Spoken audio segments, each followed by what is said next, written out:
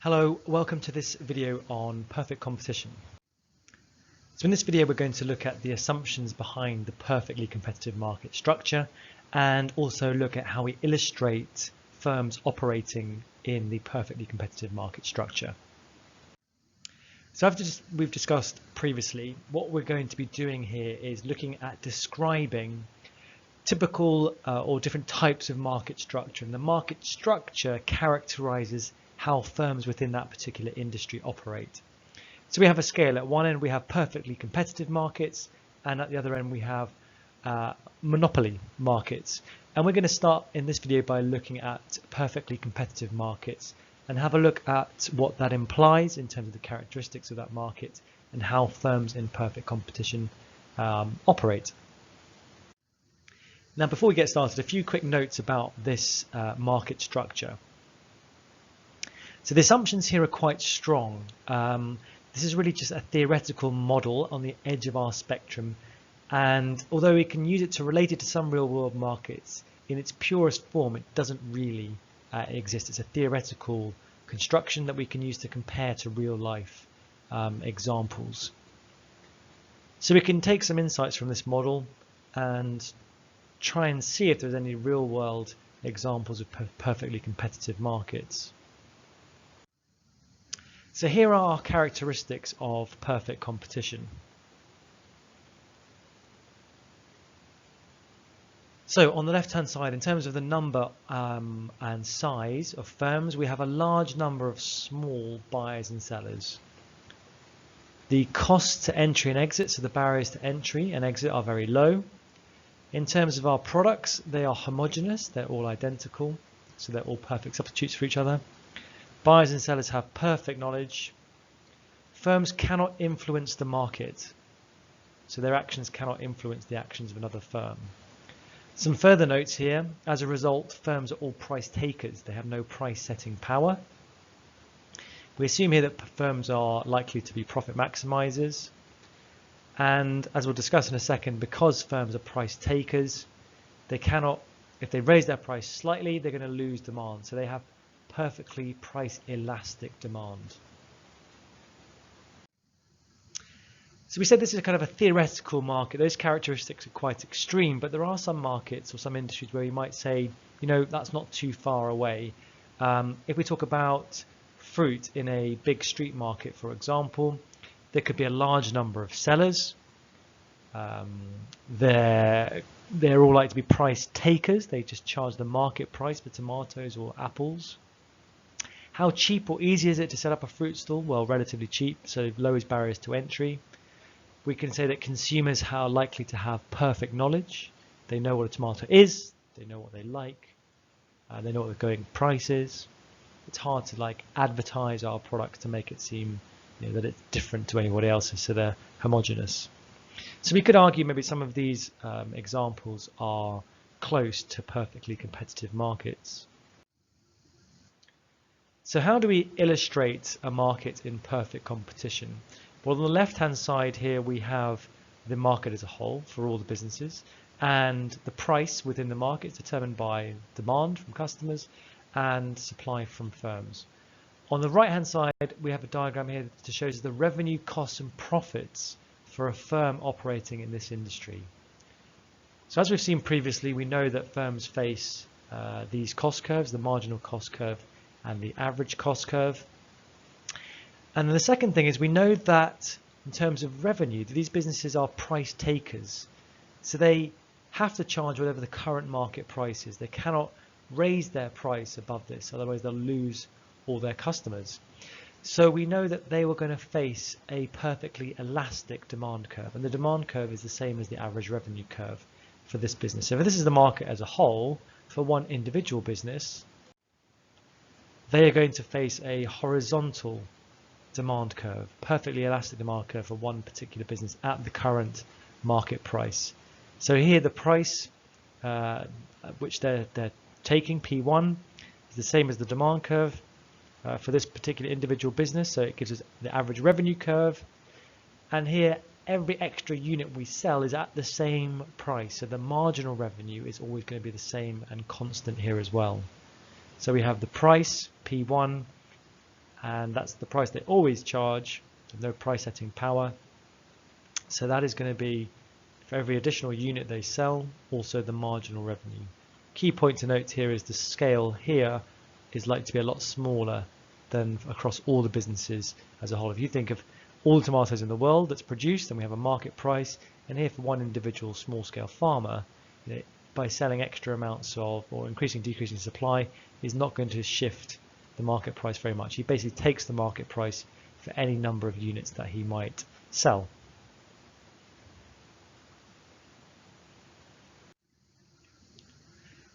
Now let's have a look at an example of a farmer here that may be making supernormal profits. So again, we have our cost curves, but in this scenario, we've imagined actually this quite efficient farmer who has quite low levels of costs.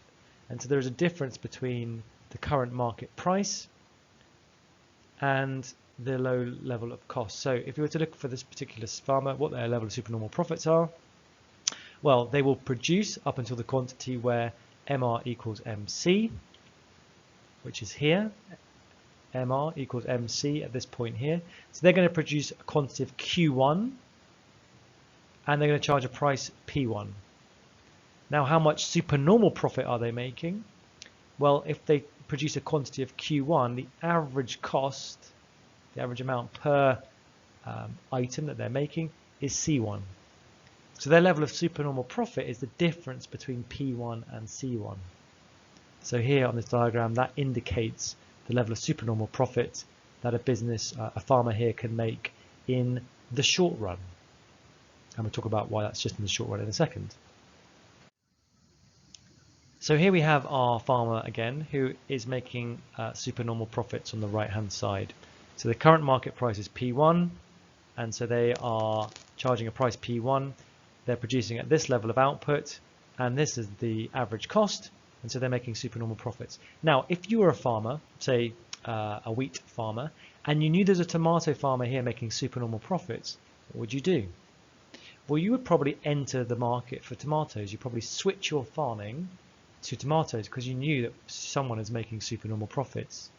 Now, if we go back to the market and think that lots of farmers will switch to tomato farming to take advantage of supernormal profits, what will happen to the market here? Well, we have a large number of firms entering the market, which would increase supply.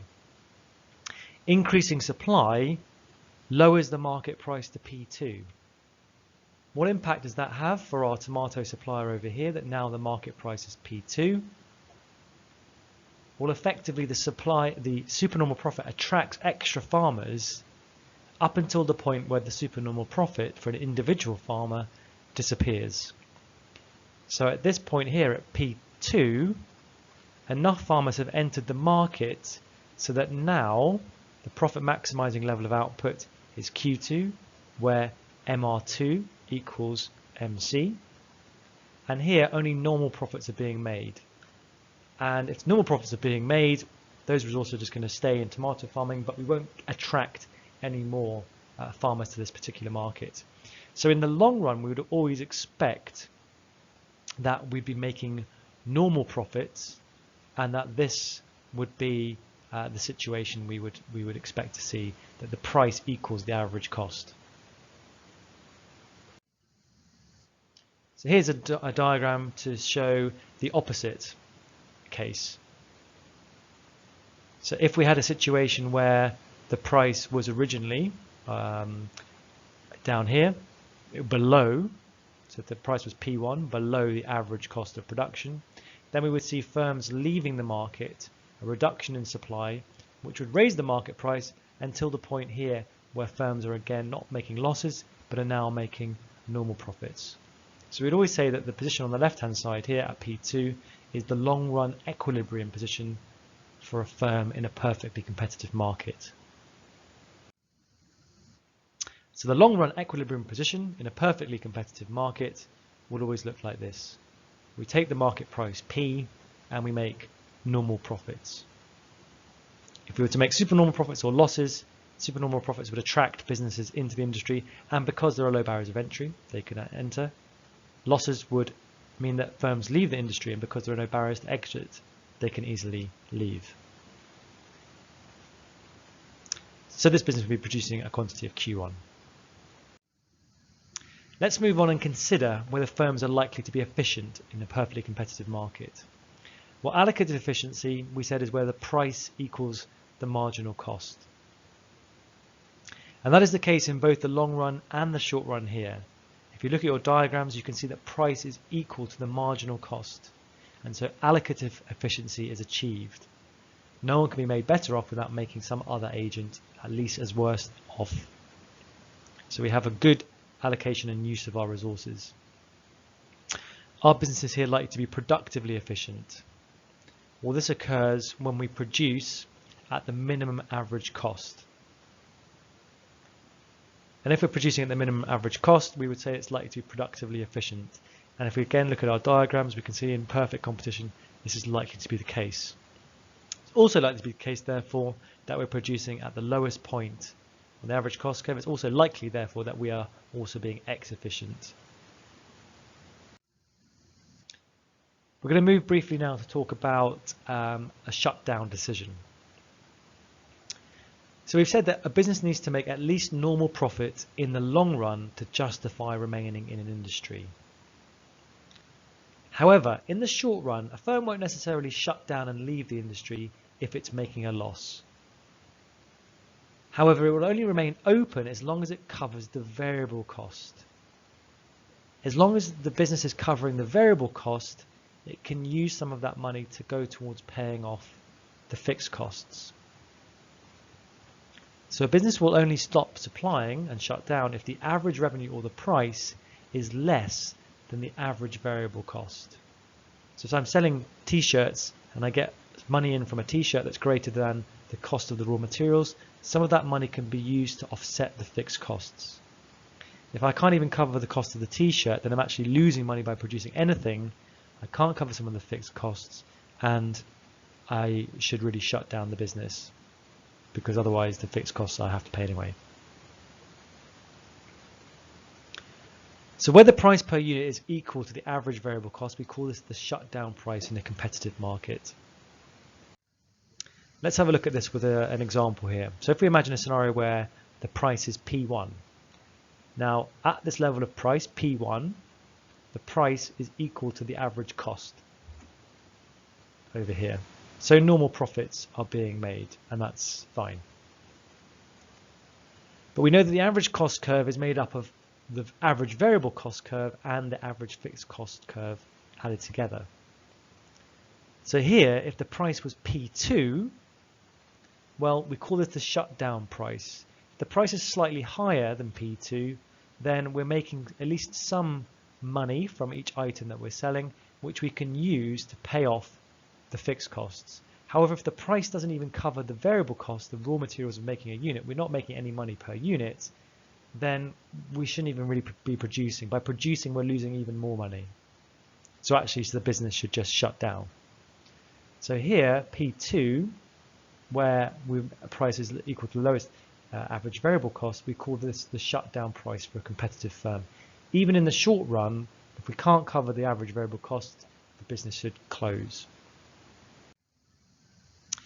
So, have we got any criticisms of this model, the perfectly competitive market structure?